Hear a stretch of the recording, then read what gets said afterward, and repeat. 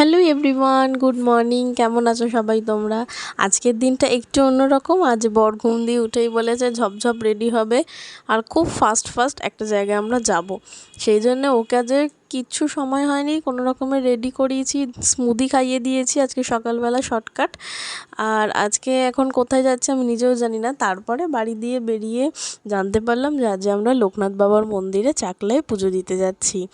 আর অনেকটা রাস্তা, অনেকটা লং জার্নি, সেই জন্যে ব্যাগেই আমরা খাবার দাবার নিয়ে নিয়েছি, খেতে খেতে যাচ্ছি। এই আইটিসি রয়্যাল বেঙ্গল সবে পার করছি, কারণ হচ্ছে ঘড়িতে অলরেডি বাজে 11টার কাছাকাছি বাজতে যায়। সেই জন্যে ছেলেও এদিকে ঘুমিয়ে পড়েছে। আর যেতে যেতে পৌঁছেও গেছি, তখন ঘড়িতে প্রায় ওই 1:45 নাগাদ বাজে। এতটাই ভিড়, আর বেশি ভিডিও ক্লিপ নিতে পারিনি।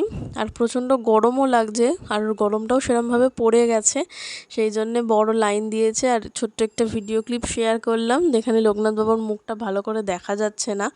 পুজো দেওয়ার পরে বাইরে ধূপ মোমবাতি দেওয়ার জায়গা আছে, সেখানে ধূপ মোমবাতি দিয়েছি, ঠাকুরকে মনের কামনা জানিয়েছি। আর এই দিনটা ছিল সানডে, আমার অ্যানিভার্সারির আগের দিন, মানে 9th মার্চ এই দিনটা ছিল। আর 10 তারিখ হচ্ছে আমার অ্যানিভার্সারি। এখানে প্রসাদের জন্য লাইন দিয়েছিলাম। তোমরা 40 টাকা করে মানে কুপন কাটবে খিচুড়ির জন্য। আর আরেকটা লাইন ছিল, সেটা হচ্ছে ফ্রাইড রাইস আলুর দম, সেটা রাজভোগ, সেটার জন্য 80 টাকা। এখানে আমরা খিচুড়িটা খেয়েছি, কারণ আমার বর বললো খিচুড়িটাই বললো বেশি ভালো লাগবে খেতে, তো সেই জন্যে খিচুড়ি, তরকারি আর পরে পায়েসও দিয়েছিল।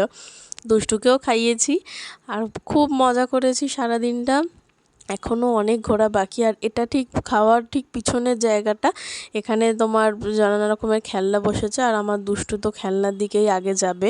এখানে মেয়েদের টুকটাক সেরকম জিনিস কিছু ছিল না, বাট কিনিও নি। সেই জন্যে ওখান দিয়ে ঘুরে আসার পরে আমরা এসছিলাম হচ্ছে এটা কচুয়াতে, মানে লোকনাথ বাবার মামার বাড়ি বলে সবাই এটাকে। তো এইখানে এসেছিলাম, এখানে নর্মাল একটু ঘুরেছি।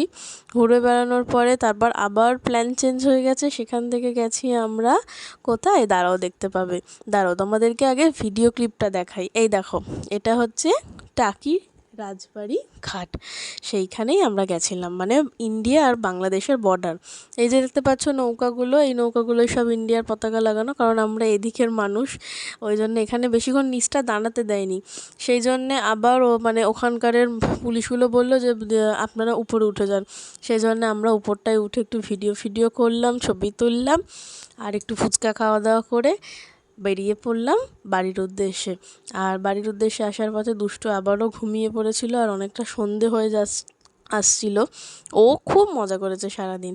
আর যেতে যেতে মালঞ্চর ওখানে যে ভেড়িগুলো ছিল, সেখানেও দাঁড়িয়ে পড়েছে, বলছে মাছ আমাকে কিনতেই হবে, এখান থেকে যখন বাড়ি যাচ্ছি মাছ নিয়ে যাব। সেই জন্যে চিংড়ি মাছ, ট্যাংরা মাছ আর ভেটকি মাছ নিয়ে বাড়ি চলে এসেছি।